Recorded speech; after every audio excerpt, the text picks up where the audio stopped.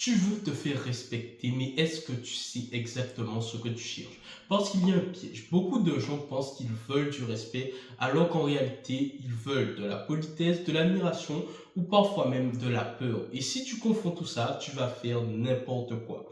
Tu vas devenir froid, dur, agressif ou au contraire, tu vas chercher à plaire et dans les deux cas, tu perds. Aujourd'hui, on va clarifier une fois pour toutes ce qu'est le respect et ce qui n'est pas du respect et surtout comment le reconnaître dans la vraie vie. Je te préviens, cette vidéo va te faire gagner un truc énorme, de la lucidité. Parce que quand tu comprends la différence entre respect, peur, politesse et admiration, tu sais exactement quoi construire et tu arrêtes de courir après des réactions. Mais avant de voir cette vidéo, n'hésite pas à t'abonner, liker et partager si le contenu te plaît. Ça va très très vite, ça prend pas longtemps et ça soutient la chaîne. Alors sur ce, let's go. On va d'abord définir le respect. Il faut que tu comprennes que le respect, ce n'est pas les gens m'aiment, ce n'est pas les gens me parlent gentiment, ce n'est pas les gens me complimentent. Le respect, c'est très simple, c'est bien plus simple que tout ce que j'ai cité plus tôt. Le respect, c'est lorsqu'on reconnaît ta valeur, lorsqu'on reconnaît tes limites et lorsqu'on ajuste son comportement en conséquence. Quand quelqu'un te respecte, mais il n'est pas d'accord avec toi, il fait au moins trois choses. Déjà, il ne te rabaisse pas. Il argumente, il ne te marche pas dessus, il ne te traite pas comme un objet ou un paillasson. Et ça, c'est très important. Le respect peut exister sans affection et même sans proximité avec la personne.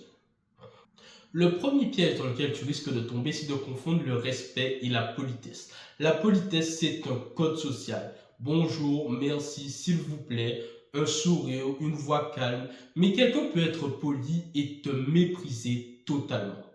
Exemple, un collègue qui te dit merci beaucoup avec un grand sourire, mais qui te donne tout le sale boulot, te coupe la parole et ne prend jamais ton avis en compte. Il est poli, certes, mais il n'est pas respectueux. La politesse, c'est la forme, le respect, c'est le fond. Et c'est exactement pour ça que tu peux te sentir mal, même quand tout est correct, du moins en apparence.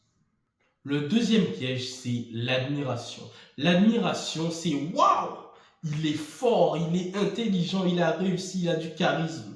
Mais l'admiration peut être superficielle. Elle peut disparaître très vite et surtout, elle ne garantit pas qu'on te traite bien. Tu peux être admiré, mais pas respecté. Un autre exemple très simple, les gens qui suivent un créateur, qui le complimentent, et dès qu'il fait une erreur, ils l'insultent, ils le détruisent, il se fait incendier. Les gens admirent une image, ils ne respectent pas pour autant la personne. L'admiration, c'est littéralement de l'enthousiasme, tandis que le respect, c'est de la considération. La troisième erreur que tu fais, c'est de confondre la peur avec le respect. La peur, ce n'est pas le respect. La peur, ça donne l'illusion du respect parce que les gens se tiennent. Ils ne te parlent pas mal, ils ne te contredisent pas, ils font ce que tu dis. Mais ce n'est pas du respect, c'est surtout de la prudence. Parce qu'au fond, ils ne se retiennent pas par valeur, ils se retiennent par crainte. Et c'est ça le problème, c'est ça la petite différence, c'est que la peur s'effondre dès que tu n'as plus de pouvoir. Dès que tu n'es plus là, on va te critiquer. Dès que tu as un moment de faiblesse, on va t'attaquer. Dès que quelqu'un de plus fort arrive, les gens qui ont peur de toi vont changer de camp.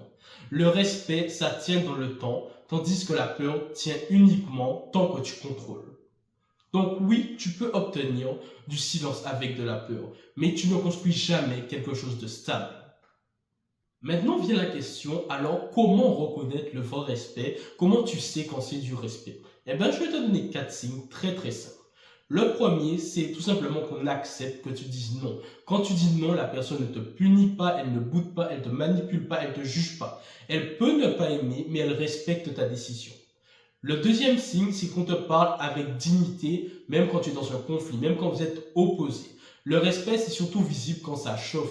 S'il y a un désaccord et que la personne cherche automatiquement à t'insulter, à te rabaisser ou à t'humilier, ce n'est pas du respect. Le troisième signe, c'est qu'on ne se permet pas certaines choses. Des petites humiliations publiques, des petites piques là où ça fait mal, des discussions où on te coupe, on s'en fout de ton avis.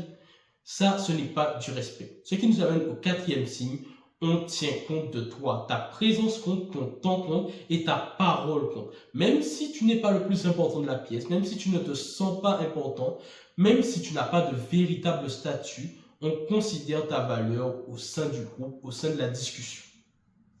La vraie question qu'on doit se poser, c'est pourquoi on confond tout ça au fond?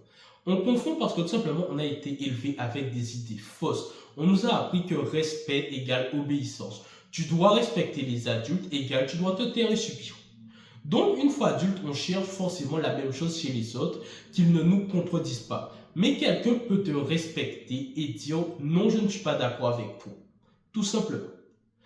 La deuxième chose qu'on confond, c'est être aimé et être respecté. On veut être apprécié, donc on évite de déranger. On devient accommodant, mais plus tu t'écrases, plus finalement tu attires les tests. Les gens vont tester encore et encore jusqu'à trouver ta limite que tu ne poseras jamais parce que tu te confonds être aimé et être respecté. Ensuite, l'autre chose qu'on confond, c'est le calme et la faiblesse. Alors qu'en réalité, le calme, c'est peut-être la plus puissante forme d'autorité parmi toutes celles que j'ai citées depuis le début.